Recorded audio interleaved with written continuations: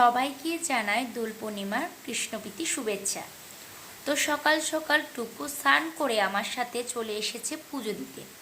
তাকে নাকি আমি তিলক পরিয়ে দিতাম, কারণ আমি যে দিই রোজ সে দেখে, তারও নাকি তিলক করতে হবে। একটা কথা বলি গাইস, টুকু কিন্তু তিলক করার সময় একটু নড়াচড়া করে না, খুব সুন্দরভাবে সে কিন্তু তিলক পরিধান করে। এটা আমার ভীষণই ভালো লাগে। আমি চাই আমার সন্তানটা যাতে আমার চেয়েও প্রকৃত কৃষ্ণ ভক্ত হয়ে উঠতে পারে। তো এদিকে আমি তিলক দিয়ে নিয়েছিলাম, আর এদিকে টুকুর বাবা এনেছিল আবির, ফল ফ্রুট, ভগবানের জন্য মিষ্টি ভোগ। তো এখানে দেখতেই পাচ্ছ আমার সবাইকে স্নান করানো হয়ে গেছে, পরিষ্কার করানো হয়েছে, স্নান করিনি সরি। এরপর ফুলও নিয়ে এসেছিলাম। তো আজকে আমি কিভাবে গোপাল পুজো দিব সেটা তোমাদের সাথে শেয়ার করব। তোমরা কিন্তু সম্পূর্ণ ব্লগটি দেখবে আর আমার সাথে থাকবে। ভিডিওটা শুরু করে যাক, তোমরা সাথে থাকো, দেখতে থাকো। তো দেখো এখানে আমরা প্রথমে গোপালকে স্নান করিয়ে নিচ্ছিলাম, সাথে কিন্তু টুকুও চলে এসেছে গোপালকে স্নান করানোর জন্য।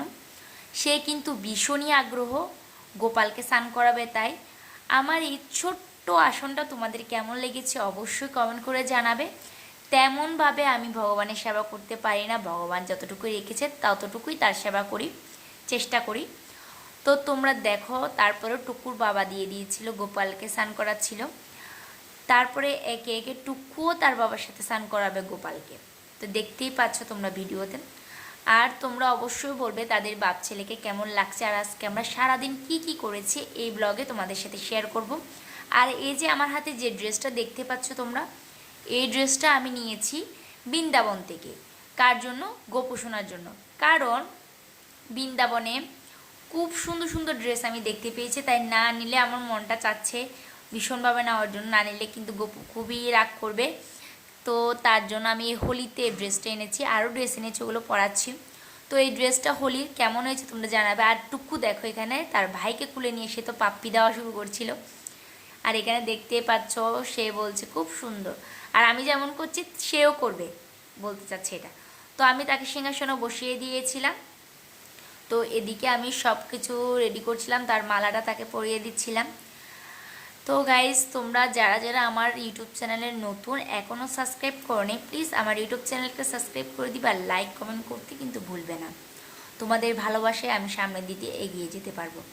আমার কিন্তু 1000 সাবস্ক্রাইব অনেক আগেই কমপ্লিট হয়েছে, কিন্তু আমার এখনও ওয়াচ টাইম কমপ্লিট হচ্ছে না, যার জন্য আমার গুগল অ্যাডসেন্সটা আসছে না। তোমাদের কাছে একটাই অনুরোধ, তোমরা আমার ভিডিওর পাশে থেকো, একটু বেশি বেশি করে আমার ব্লগ ভিডিওগুলো দেখো, আমার সাথে থাকো, তাহলে আমি খুবই তাড়াতাড়ি সফলতার পাশে যেতে পারবো। তোমরা যদি আমার পাশে থাকো আমি খুবই খুশি হব। তো এখানে দেখতেই পাচ্ছ এই মহাদেবটা আমি এনেছিলাম বৃন্দাবন থেকে। তো এখানে মহাদেবকে আমি স্নান করাচ্ছিলাম। আমার আসলে কি বলবো, মানে মহাদেবের প্রতি আর গোপালের প্রতি, কৃষ্ণের প্রতি প্রচণ্ড পরিমাণ বিশ্বাস সে ছোটোবেলা থেকে। তাদেরকে আমি অনেক ভক্তি করি, শ্রদ্ধা করি। আমি আমার সমস্ত দুঃখ কষ্ট আমার গোপালকে জানাই, কারণ মানুষকে বললে মানুষ তা হাসির পাত্র বানিয়ে দিবে, কিন্তু ভগবানকে বললে মনে হয় মনে একটা শান্তি অনুভব হয়। তাই আমার সমস্ত দুঃখ কষ্ট খারাপ লাগা দিন সব কিছু আমি গোপালের কাছে আর মহাদেবের কাছে শেয়ার করি। তোমরাও যদি চাও এরকম করতে পারো, ভগবানের সাথে সব কিছু শেয়ার করো, দেখবে তোমাদের মনে একটা শান্তি মিলবে। তো দেখতে পাচ্ছ এখানে টুকুর বাবা মহাদেবকে স্নান করাচ্ছে। আর টুকুর বাবা কিন্তু মহাদেবের ভীষণ ভক্ত, সে মহাদেবের মানে কি বলবো।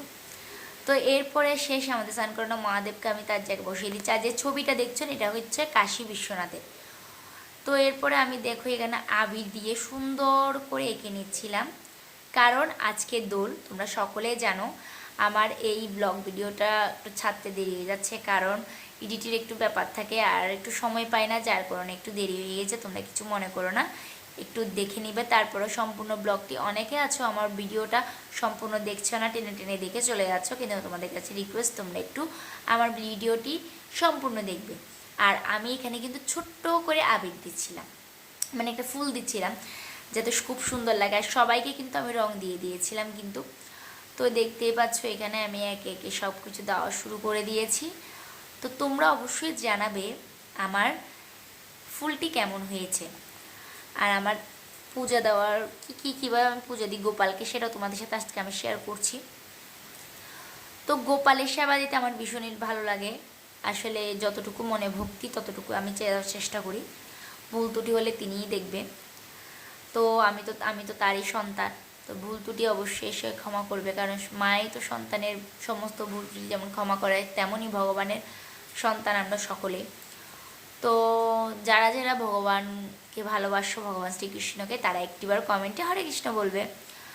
তো দেখো আমি বক বক করতে করতে আমার তো মানে কি বলবো, এত বড় ব্লগ ভিডিও মানে খুব টাফ হয়ে যায় মানে ভয়েস দেওয়ার জন্য। আমার মনে হয় সাথে সাথে ভিডিও করার সাথে সাথে যে ভয়েস দেওয়া যায় তাহলে একটু ভিডিওটা ছাড়া যায়, কিন্তু পরে যখন আমরা ভয়েসটা দিই তখন কিন্তু আর কি বলবো না কি বলবো দিশাহারা হয়ে যায়। যাই হোক, ছোট ছোট কন্টেন্ট ক্রিয়েটার এখন থেকে চেষ্টা করছি কিভাবে কি করা যায়, আস্তে আস্তে সব কিছু আপডেট হবে, সব শিখবো। এখনও তেমন ভালোভাবে জানে, তো আমি পুজো দিচ্ছি, তোমরা দেখো কিভাবে আমি পুজো দিই।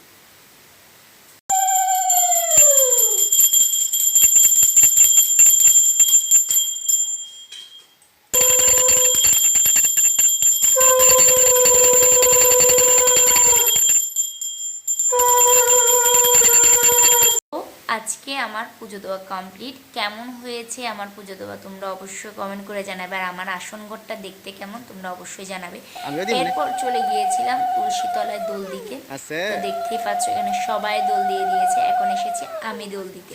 তো তোমরা সাথে থাকো দেখতে থাকো। আজকের মতো ভিডিওটি এখানে, টাটা, রাধে রাধে।